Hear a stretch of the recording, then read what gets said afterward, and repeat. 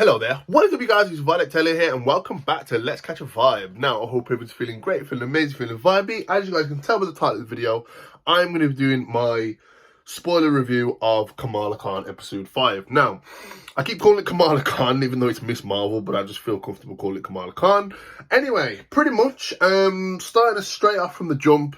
Again, I'm looking at my phone because it's gonna turn off in a minute. But anyway, I do have some notes of some names that I have written down. But yeah, pretty much we start us off straight at the end of episode 5.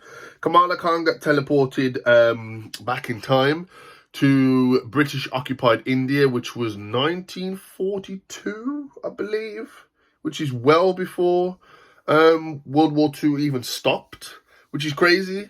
But yeah, pretty much we ended up finding out, and this is where I'm going to need my notes here a second. I literally just finished watching the episode. So we find out that Aisha, which is the name of the woman that we saw in the temple, we pretty much find out that she obviously took the band and went running from when we first saw her with Namja. Found out the name of the quintessent main woman is Namja, so that was pretty cool. But yeah, we end up finding out that she's pretty much sleeping rough. She's sleeping on a farm for a guy named Hassan, which she ends up having a child with. But yeah, we end up finding out that those two end up getting close. She's a bit obviously reluctant to speak to anyone at first because obviously she's on the run with the bangle. But yeah, we end up finding out that those two end up getting close, Aisha and Hassan, and then they have a daughter called Sana. And if you guys don't know, Sana is Kamala's grandmother.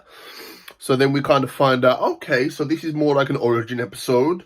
For like the first 20 minutes of the episode, you do get a bit of an origin and flashback, which I did like. I felt like we should have got that in episode 3.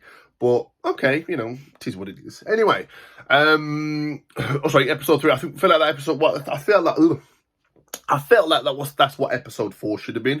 Can't speak my words. But yeah, pretty much we end up following that again, I forgot the name, Hassan and Aisha. And then we end up seeing like Sana's born. We do end up find out that Namja did catch up to her eventually. And she's like, we need to go home. Now I've found you. Our plan can go into fruition. Because if you guys haven't kept up to track, Namja and the Quintessence, or I keep forgetting what their name is, the Jinn pretty much want to go home. So we end up coming to a part where we get to the train scene. Again, there's not really much to go over other than that. Obviously, there's a thing going on with like the British being in India. You got Pakistan that ended up being split away from India because originally India was just one giant country. And obviously you got like Muslims and Indians and stuff like that. There's a lot of history behind it. Obviously I don't want to speak too much on it because it might be a bit of a touchy subject for some people. But yeah, anyway, moving on, we end up finding out that Aisha gets stabbed by Namja because she still wants to go home. And she's like, you're never going to find the bangle because I've hidden it. We end up finding out that Sana gets lost. And Hassan's trying to look for her at the train station. But then we find out that Kamala is there. And Kamala's the one that reunites Sana with Hassan. So then we end up finding out that she speaks to pretty much her grandmother as a child. And says, listen, I can't create stars, but I can create steps. So she gets her grandmother to jump on these steps, which is Sana. There we go. And then I think Kamala gets pushed over and one of the steps break and it goes into these like star fragments. But there is a bit of a running script from her mother, Aisha, and she says, what you seek is seeking you. And that is pretty much what she says when she's about to die. So Kamala ends up finding her. Aisha says that when she's about to die. So, Hassan ends up finding Kamala. Kamala ends up finding Sana. Sana returns it to Hassan. Again, I'm trying to pronounce the names. I'm trying to remember all the names and stuff like that. But yeah, really, really cool episode. The first 20 minutes, lovely little flashback. Again, the culture. I want to say the music, the culture, the brightness, the colours. Man, they're smashing it. They're really smashing it. I'm really beginning to think that this is my favourite Disney plus show for Marvel, other than obviously WandaVision. But yeah, pretty much after that, we end up finding out that we are pretty much sucked back out. Kamala's sucked back out into the alleyway that she was fighting the Jinn in last episode. We also find out that there's a tear in the universe called the Veil. Now, I believe, I don't really know that much about this, but I'm assuming this is what the Jinn think they can get home with. Pretty much you get one of the Jinn that approaches the portal, gets turned into vapor. We end up finding out that obviously Kamala's trying to convince Namja that, listen, you've got to go back for Cameron. If you guys don't know, Cameron is the one that was her crush throughout the season, pretty much. And then we found out that he's like an ancient Jinn. But yeah, he's Namja's son. So end up, Kamala's trying to convince her that, listen, you need to go back for him. Namja's like, listen, I left him behind. I don't have him anymore. She ends up trying to close the portal. She ends up getting killed. But what we do see, though, is when the veil closes, we also see Kamala use her powers to shield some civilians from the veils, like splitting energy tendrils, basically. But yeah, after that, we end up finding out when the veil closes, some power shoots off, and what happens? Bang! Flies into Cameron. So Cameron seems to have similar abilities to Kamala now, but he's like a green teal kind of colour. Obviously, Tamala's are like a crystal purple kind of thing.